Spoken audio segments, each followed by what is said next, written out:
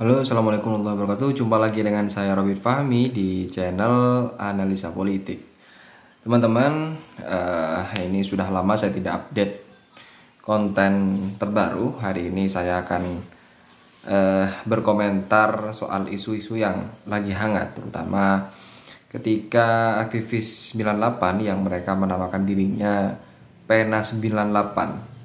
Mereka menuntut agar kasus-kasus HAM masa lampau lah, yang intinya kasus penculikan mahasiswa kala itu yang sampai hari ini tidak tuntas lah.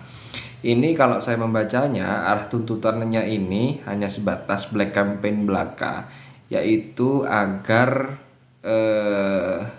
serangan ini ditujukan kepada salah satu capres, yaitu Prabowo Subianto. Ini bukan berarti bentuk dukungan kepada Prabowo, tidak, tapi ini harus bersikap fair dan tidak menjadi persoalan yang terus berulang setiap momen pemilu. Nah,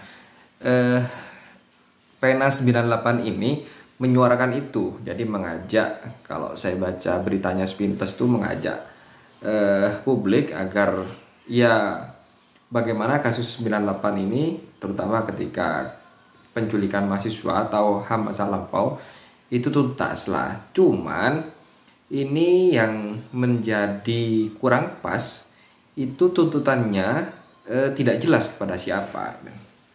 Harusnya mereka menuntutnya kepada penguasa saat ini, yaitu siapa? Ya siapa lagi kalau bukan Pak Jokowi. Dan mereka yang mengeluarkan isu ini adalah aktivis 98 yang sekarang berada di kekuasaan. Ini menurut saya konyol ya. Harusnya mereka tidak perlu menyerukan isu semacam ini, tapi mereka lebih kepada tindakan. Nah, mereka atau Pak Jokowi ini bersama Pak Jokowi itu sudah 10 tahun memegang kekuasaan. Dan ya tidak sampai 10 tahun ya, kira-kira 8 bulan lagi itu baru genap 10 tahun setelah pemilu 2024. Dan tapi kasus atau HAM masa lampau ini hanya ya diulang-ulang terus saja, ketika momen pemilu saja dijadikan jualan untuk menyerang salah satu capres, yaitu Prabowo Subianto. Siapa lagi yang kalau bukan dia yang memiliki kaitan erat dengan kasus 98, walaupun sampai detik ini itu tidak terbukti. Artinya tidak ada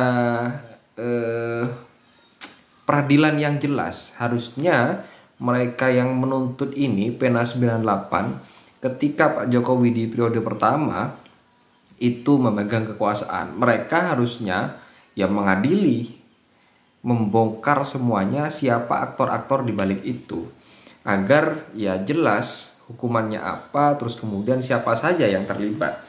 Tidak lantas kemudian dibiarkan begitu saja, kemudian dijadikan alat untuk menjatuhkan mereka yang ingin berkontestasi, yaitu siapa lagi kalau bukan Prabowo ya. Nah, ini kan konyol, ini semacam mereka ya sengaja, ya dugaan saya memang sengaja tidak menuntaskan kasus ini hingga tuntas, agar kemudian bisa dijadikan alat atau serangan atau isu serangan ketika momen-momen pemilu dimunculkan kembali. Nah, ini kan kurang baik untuk iklim demokrasi. Nah, sebetulnya selain kasus HAM itu ada juga kasus kardus durian ya. Kardus durian itu yang menimpa Ketua Umum PKB Muhaimin Iskandar atau Gus Imin.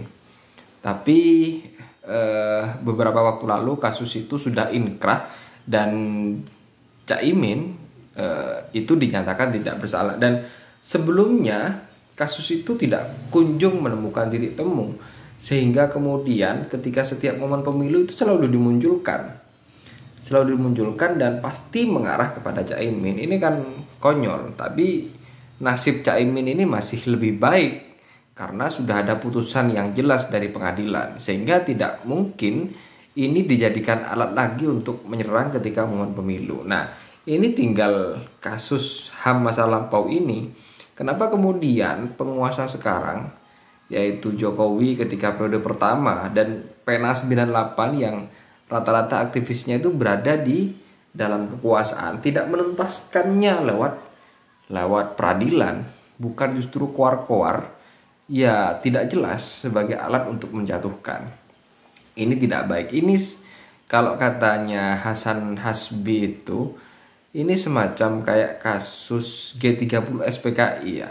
Ketika masuk sudah bulan Oktober, pasti muncul isu soal PKI. Ini anak PKI, itu partainya PKI dan lain sebagainya. Jadi kasus yang berulang-ulang. Sama halnya ketika sudah masuk bulan Februari, mengucapkan Valentine itu halal dan haram. Ini selalu menjadi perdebatan yang berulang-ulang dan tidak pernah selesai. Mungkin kita akan selalu terjebak dengan persoalan ini karena tidak pernah tuntas. Sampai kiamat pun tidak akan pernah selesai. Kalau teman-teman mungkin terjebak dengan misalkan dengan suami istri terjebak dengan persoalan yang berulang, berhubungan intim itu masih enak ya. Rasanya masih enak berhubungan intim dengan suami istri walaupun itu diulang-ulang, itu tetap enak. Tapi kalau kasus semacam ini tidak enak kepada salah satu pihak, terhadap seseorang yang ya merasa selalu dijatuhkan dengan kasus yang sama.